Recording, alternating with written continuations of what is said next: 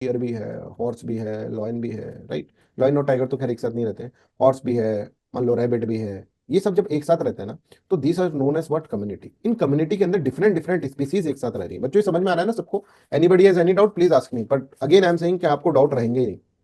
सारी चीजें, और इन पे फिर क्वेश्चंस भी आपको दिए जाएंगे, क्वेश्चन दिए जाएंगे वो भी यूपीएससी लेवल के, ऐसे वैसे क्वेश्चन नहीं दिए जाएंगे। इस बार हमने पूरा का पूरा अपना क्वालिटी के ऊपर इतना काम करा है कि जो पुराने स्टूडेंट्स भी यहाँ पर बैठे हैं, जैसे पुराने स्टूडेंट्स को भी 50% डिस्काउंट पे मैंने यहाँ पर अलाउ कर रखा है, राइट।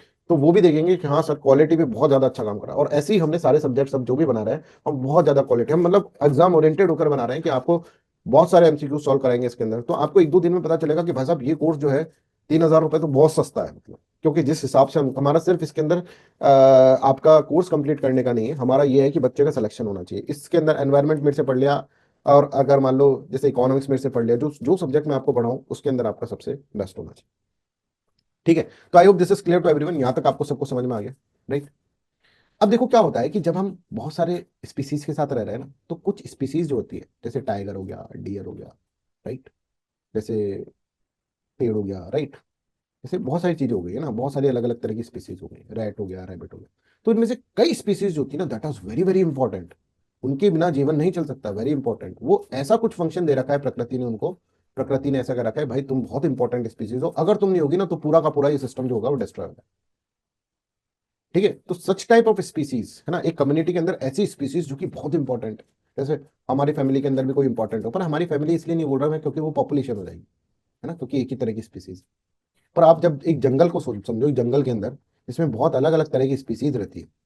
तो कुछ स्पीसीज ऐसी होती है जो कि बहुत इंपॉर्टेंट होती है, जिनके बिना काम नहीं चल सकता।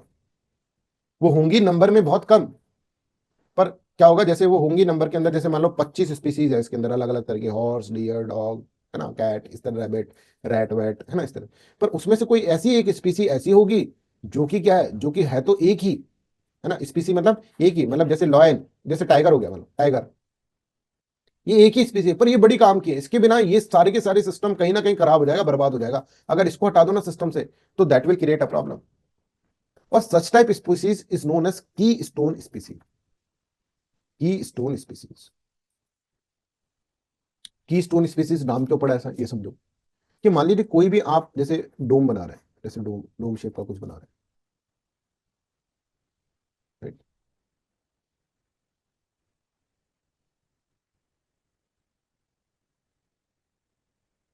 तो इस डोम शेप के अंदर बहुत सारे पत्थर हैं, आप समझ रहे हैं, बहुत सारे ब्रिक्स लगा रखे हैं, पर सबसे इंपॉर्टेंट ब्रिक है ना वो ये वाली है। सबसे इंपॉर्टेंट ब्रिक ये वाली है। This is the most important brick. ये सबसे इंपॉर्टेंट ब्रिक है ये वाली। इसको हटा दिया तो सब कुछ गया।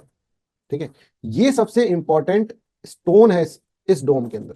ठीक है। ये सबसे इंपॉर्टेंट स्टोन है, इस स्टोन को हटा दिया ना तो फिर ये डोम शेप नहीं बन सकता। ये की स्टोन है एक तरह से, की स्टोन। दिस इज व्हाट की स्टोन। ऐसे ही बहुत सारी स्पीसीज, जैसे मान लीजिए रैट हो गया, जैसे मान लो डियर हो गया, जैसे मान लो हॉर्स हो गया, जैसे बहुत सारे हो गए, ह्यूमन बीइंग हो गए, राइट। बहुत सारी स्पीसीज यहाँ पर है। इन स्पीसीज में से कुछ एक स्पीसी, ये भी एक स्पीसी है, एक स्पीसी ऐसी होती है that is very very important. अगर ये स्पीसी नहीं हुई तो इस संसार के अंदर ये वाला सिस्टम नहीं चल सकता, ये वाला सिस्टम नहीं बन सकता, ये इकोसिस्टम नहीं बन सकता। तो ऐसी स्पीसीज को बच्चों हम क्या कहेंगे, इन स्पीसीज को हम की स्टोन स्पीसीज कहेंगे, क्योंकि दिस इज की स्टोन ना, ये स्पीसीज का नाम की स्टोन यहां से डरा हुआ है। की स्टोन स्पीसीज मतलब which has disproportionately large effect on it's natural environment. जितनी वो है ना, अब जैसे है तो ये बहुत कम, एक ही स्पीसी है ये, ठीक है, बट इनका जो होगा, इनका बहुत ज्यादा एटमॉस्फेयर में, एनवायरनमेंट में बहुत ज्यादा इम्पैक्ट रहेगा। और ये जो था रॉबर्ट टी पेन ने इसको डिस्कवर करा था। देखो हमने दो तीन नाम पढ़ रखे। हमने कहा इकोलॉजी जो नाम दिया है, ठीक है, इकोलॉजी जो नाम दिया है, ठीक है, उसमें हमने कहा था स्टडी करना है शेर का, तो हम अकलाने लग गए। अर्नस्ट हैकल। और भारत के अंदर जो फादर ऑफ इकोलॉजी है, ठीक है, तो है राम जी, राम भगवान है, सुन लो, रामदेव, वो है फादर ऑफ इकोलॉजी। और फिर हम समझ रहे हैं की स्टोन स्पीसीज, ये टर्म किसने दिया है, रॉबर्ट टी पेन। मतलब की स्टोन मतलब ऐसा था कि देखो ऐसे समझो, अब ऐसे कैसे होगा, ऐसे कैसे समझ होगा, ये मान लीजिए की स्टोन था, है ना, एक डॉम बना हुआ था, एक रॉबर्ट नाम का आदमी था वो यहाँ खड़ा था। ठीक है। तो किसी ने क्या करा, की स्टोन को हटा लिया, निकाल दिया यहाँ से, तो ये सारे पत्थर इसके ऊपर गिरेंगे, और गिरेंगे तो दर्द होगा रॉबर्ट को। तो Robert is in pen, Robert को दर्द उठा साहब, रॉबर्ट को दर्द उठा, दैट्स व्हाई की stone species what means what, की स्टोन स्पीसीज का मतलब क्या हो गया, की स्टोन स्पीसीज का मतलब रॉबर्ट को दर्द उठा, तो की स्टोन स्पीसीज रॉबर्ट पेन।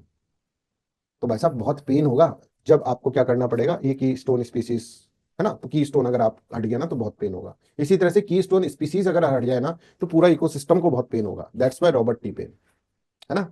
ऐसे थोड़ा ना हर कोई ने क्यों क्यों नहीं डिस्कवर कर लिया, इसने क्यों करा, क्योंकि इसका नाम ही ऐसा था। तो भगवान ने सोचा कि बच्चों को याद करवाने के लिए ऐसा कोई हमको रॉबर्ट टी पेन कोई करेंगे, राइट। तो कहने का मतलब ये है कि ट्रिक्स से टिप्स से हम आपको चीजें रटाने की वो रटा ही रहे। और जो कॉन्सेप्ट है आपको इसी क्लास के अंदर पता चल जाएगा कि ये कितनी इंपॉर्टेंट क्लास। तो keystone species is one that play crucial role in maintaining the structure and the balance of the ecosystem and its removal. अगर ये हट गया, अगर इसको हटा डाला ना तो पूरा का पूरा इकोसिस्टम जो होगा वो बर्बाद है। Whole ecosystem will be in the problem. समझ में आ रहा है बच्चों? ठीक है, पता चला आपको 1.5 घंटा हो गया पढ़ते पढ़ते, नहीं पता चला? ठीक है, that's how we will teach you. ठीक है, इस तरह से आपको पढ़ाएंगे कि भाई कब पता चलेगा कि भाई कहाँ नेचर को पढ़ते पढ़ते कब हम सब चीजें समझ गए। ठीक है, चलो। Keystone species is one that plays a crucial role in maintaining the structure balance of an ecosystem and its removal can lead to the significant changes or the collapse of the system. That is known as what? That is known as keystone species. ठीक है, अब जैसे for example हम बात करते हैं, देखो अब मैं तुमको 3-4 एग्जाम्पल दूंगा ना जो तुमको बहुत मजा आएगा जिसको सुनने में, राइट। ऐसे समझो कि मान लो कि एक डेसिडियस फॉरेस्ट आपने सुना होगा, डेसिडियस।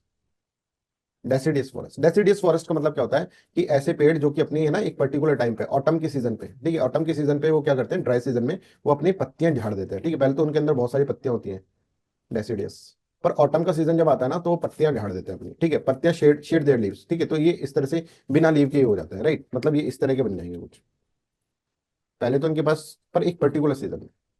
अब मान लो एक पूरा फॉरेस्ट है जो कि इस तरह से बन गया, तो there will be a problem ना भाई।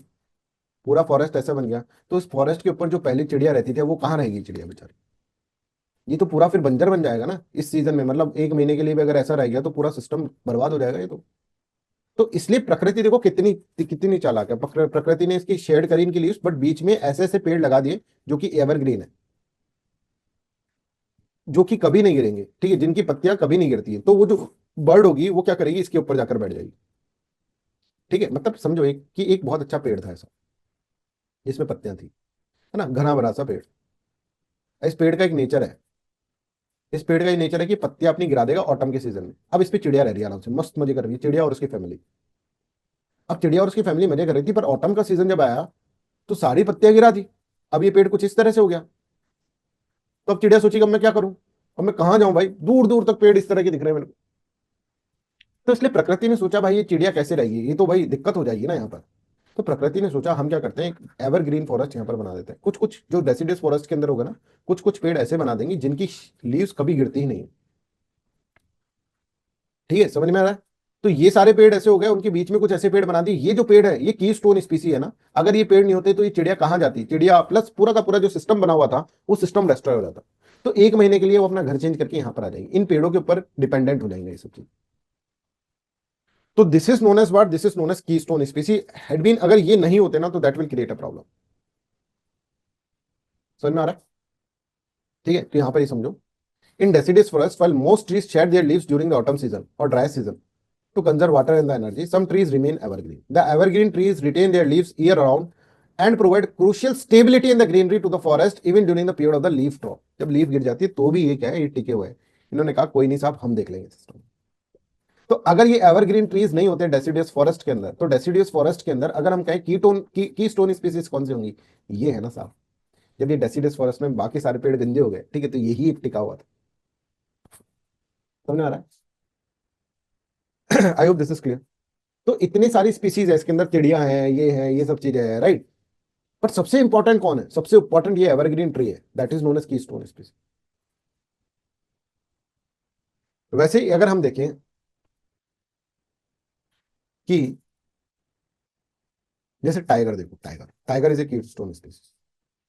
अगर टाइगर नहीं होता ना तो टाइगर जो होता है ना that is a predator. Predator मतलब जो शिकार करता है, और इसके प्रे है ना कम से कम 100 से ज्यादा एनिमल्स का ही शिकार करता है। ये कम होता है, ये बहुत कम है, they are not good in number. Tigers तो हमेशा कम ही रहते हैं as compare to rat, as compare to deer, right. पर आप यहाँ पर देखो ये कम है नंबर के अंदर, बट अगर इसको हटा दो ना सिस्टम से, तो आप देखो डियर की पॉपुलेशन इतनी बढ़ जाएगी कि डियर के कारण फिर सॉइल इरोजन भी होने लगा। डियर के खुर जो होते हैं ना, सॉइल इरोजन, इतने सारे सॉइल ग्रेजिंग कर देंगे पूरी, डियर सब कुछ खा देंगे, सब कुछ खा जाएंगे, सॉइल इरोड हो जाएगी, पूरा का पूरा इकोसिस्टम बर्बाद हो जाएगा।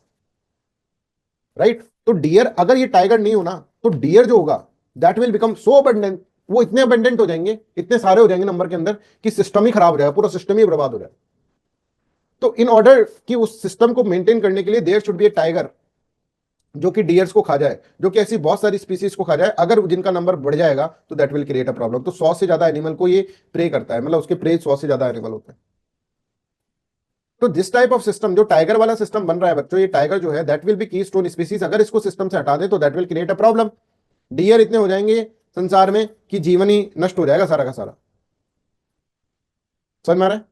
तो टाइगर जो है एक इकोसिस्टम के अंदर एक तरह से की स्टोन स्पीसी हो गया है। समझ में आ रहा है क्यों? क्योंकि बहुत सारे एनिमल की पॉपुलेशन को कंट्रोल करता है। अगर इस टाइगर को हटा दिया तो एनिमल इतने सारे हो जाएंगे, इतने सारे हो जाएंगे, इतने सारे हो जाएंगे कि पूरा इकोसिस्टम को ही बाय बाय करना पड़ जाएगा हमको। ठीक है, I hope this is clear to everyone. तो हम देखेंगे टाइगर इज ए की स्टोन स्पीसी।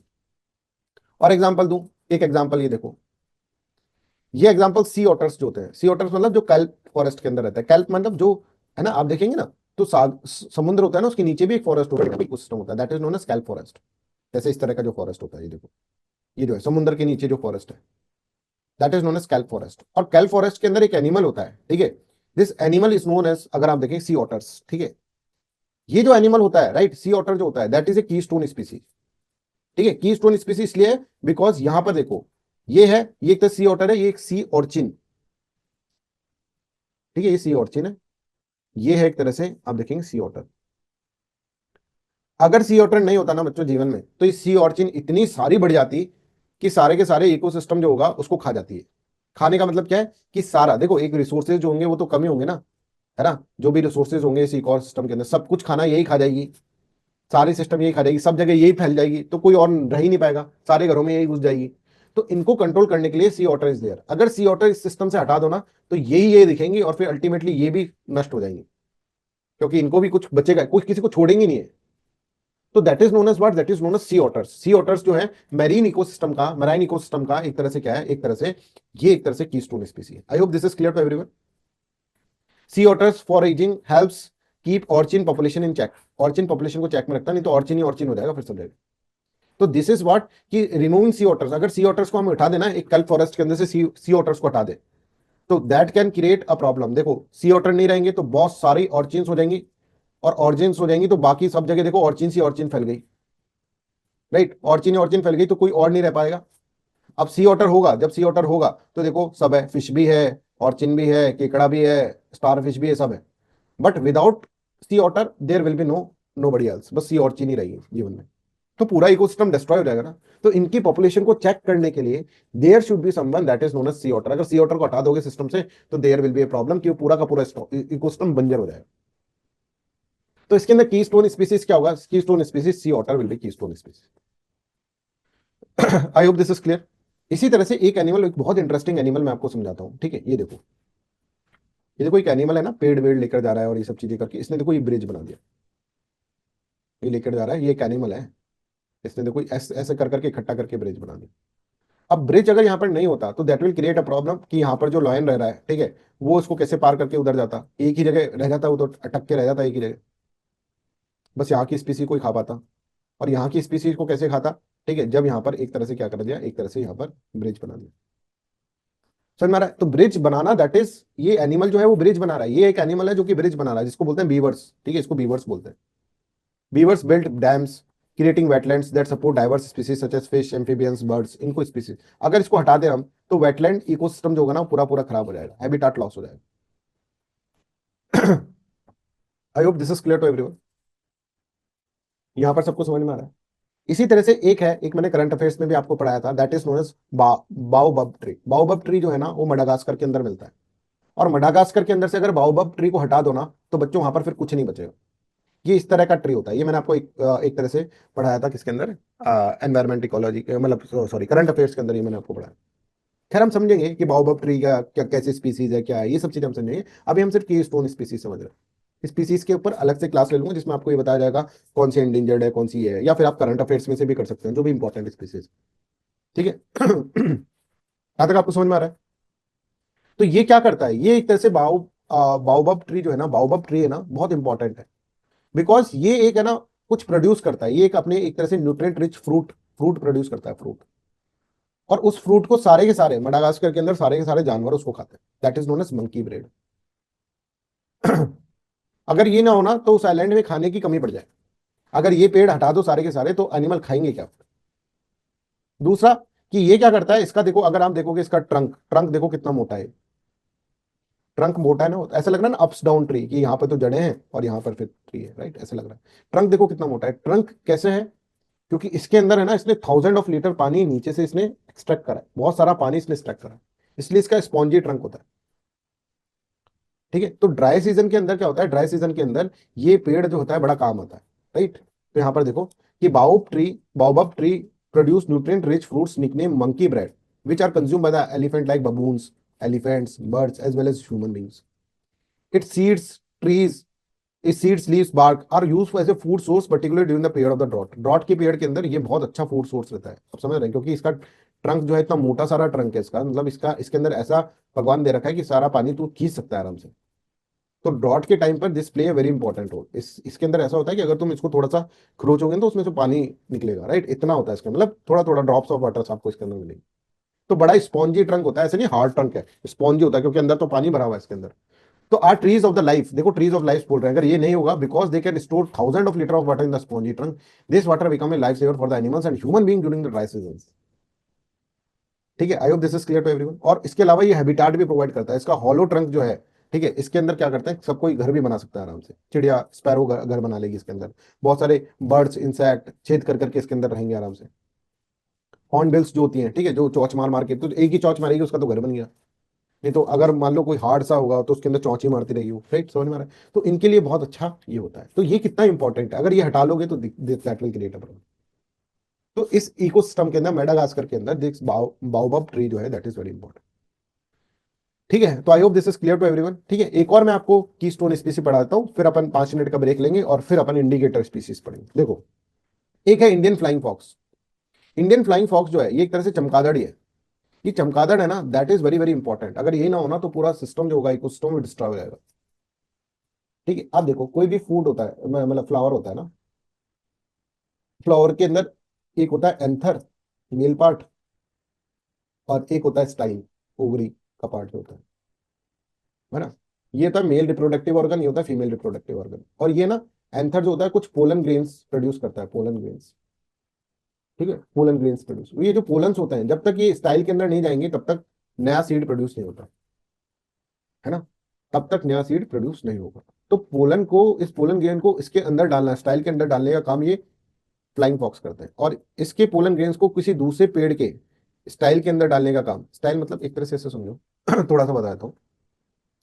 कोई भी एक फ्लावर होता है ना, तो फ्लावर के अंदर दो पार्ट होते हैं बच्चों, जैसे एक ही फ्लावर के अंदर मेल का भी पार्ट होता है और फीमेल का भी पार्ट होता है,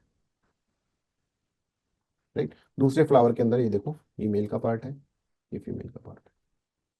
अब ये थोड़ा दूर दूर होता है, ठीक है। मेल जो होता है ना, जैसे मेल अगर हम देखें ह्यूमन बींग्स के अंदर स्पर्म प्रोड्यूस करता है, तो ये पोलन प्रोड्यूस करते हैं, पोलन, पोलन ग्रेन्स।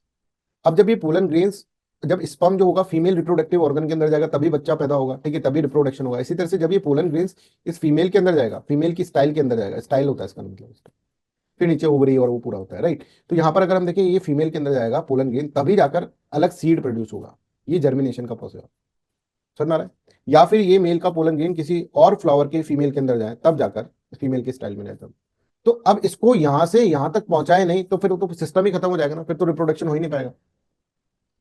इसको यहां से यहां तक पहुंचाने का काम, और यहां से या फिर यहां से यहां तक पहुंचाने का काम, मतलब अगर देखिए ऐसे समझिए, अगर पोलन जो होगा वो फीमेल रिप्रोडक्टिव ऑर्गन में नहीं जाएगा तो कुछ भी नहीं होगा, प्रोड्यूस ही नहीं हो पाएगा कुछ। तो इस पोलन को फीमेल रिप्रोडक्टिव ऑर्गन के अंदर कैसे पहुंचाया जाए, इसका काम जो होता है ना वो करता है ये बैट। ये देखो, ये खा रहा है ना, ये फ्रूट को खा रहा है, खा तो रहा है, इसके साथ साथ ये पोलन ग्रेन को एक जगह से दूसरी जगह भी डाल रहा है। मतलब अगर हम देखेंगे तो एंथर से लेकर क्या किस पे डाल रहा है, ये स्टाइल के अंदर डाल रहा है, फीमेल मेल रिप्रोडक्टिव ऑर्गन से फीमेल रिप्रोडक्टिव, ये डिस्पर्स करने के काम कर रहा है।